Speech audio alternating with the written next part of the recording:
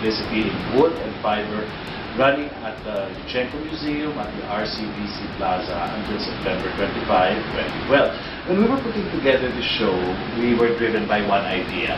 How have wood and fiber been used by the people of the Cordillera in their traditional design and aesthetics? How have these materials, which are so common in the Philippines, been used to enhance life, to enhance facets of life, from the family, from agriculture, to the home, and so many other things. Two parts. The first part, and this may be very interesting for students of design, for students of industrial design, shows how contemporary artists have taken wood and fiber to create pieces that actually enhance life.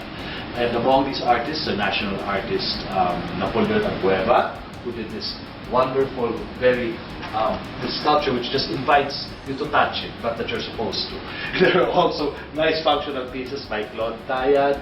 And for fiber, take a look at this Solihiya wingback chair by Daniel Latorre Cruz, and there are also pieces by Wataru Sakuma. And that's the first part of the show. It's a very small show, but it kind of gives you an idea of, number one, how rich the design tradition is, and how limitless the possibilities of doing things with wood and fiber.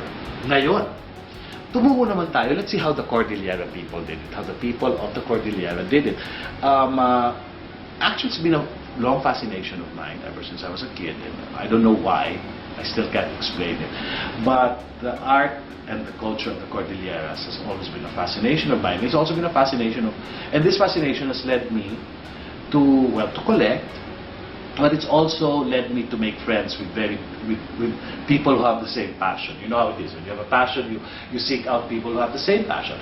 And this show, the main show, brings together pieces from Armand collection, Armand is a dear friend from Baguio City. It brings together some pieces from the collection of national artist Ben Cabrera. It also brings together pieces from the collections of other friends, Pinky Gomez Garcia, Bill Galvin, Greg Sabado of Baguio City. In short, it was like, coming together with friends and putting together nice pieces that we felt showed the culture and the design sensibility of the people of the Cordillera. We divided the exhibit into around 5 parts. No? The first is food, very basic. Diba? Kasi subsistence farming, agriculture, the need to live, the need to produce crops, the need to store food properly is a very vital part of any human culture, especially two examples of Bontok or Kankanay meat containers. They didn't have refrigeration then. Sabihin nyo ng malamig doon, but they didn't have refrigeration then. And salted meat would have been stored in containers like this to keep over some time. So you can see that even with the simplest things that are used to keep meat, and this one is essentially a miniature version that's used to keep salt.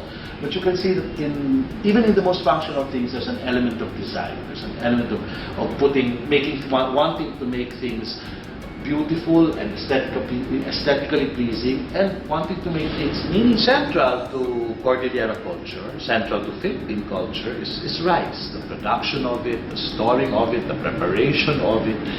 And several of the objects that we picked for the show reflect how important the process of rice preparation is, the process of preparing it for the table, for storage in the granaries. One of the objects that I really like is this. It's called a kumbayuhan. In short, sa atin, lusok ang tawag dito. No? It's a mortar. That's really all it is. But unlike most mortars, which are very plain, hourglass shape, this mortar has 4 dancing figures around it. That's the traditional dance position of the ifugao, which are the people who made this piece. It's ifugao. And you can see it's very old. You can see that it's really quite worn and has lots of use. But you can also see, still vaguely, the 4 figures who are dancing around the bowl, the main bowl. It shows, I think, for me, that utilitarian objects like a kumbayuhan or like a lusok could also have ritual significance, could also be decorated in ways that express just how important the act of pounding and preparing rice was. And it's almost festive. You know, they're dancing around as the rice is being prepared. So objects like this show us that utilitarian objects can be imbued with a certain meaning, a certain joy in this case. For me, joy and importance in the preparation of the rice. Now, how else does rice figure in creating beautiful objects for everyday? This part, these two figures, these are containers. These are not, you'd think they're bulol, they're really not bulol. They're what you call wine containers. They're wine, and they would be brought out for special occasions by the mumbaki and by and those performing ceremony, and they would be filled with rice wine, which we otherwise know as tapoy. It's stored, usually tapoy is stored in beautiful earthenware, porcelain jars, which were traded from China.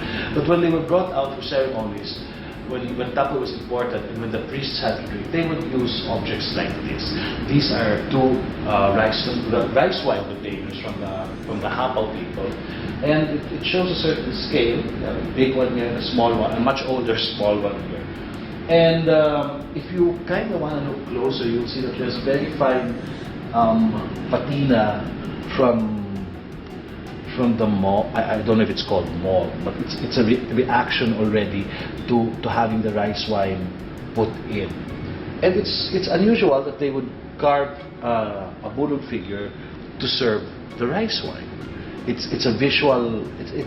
He would sit among living priests, living mumbaki, all who would be dipping their bowls into this rice wine. I like to think that their plates and their bowls and their ordinary, everyday functional objects had a certain aesthetic appeal. Let's take a look at these bowls. This is a characteristic shape for the Cordilleras, for the Ifugao especially. We call it the star bowl because it's notched, right? You see the notches. You see the notches on this. But it's strange. It's really fascinating because even these notches were not just decorative.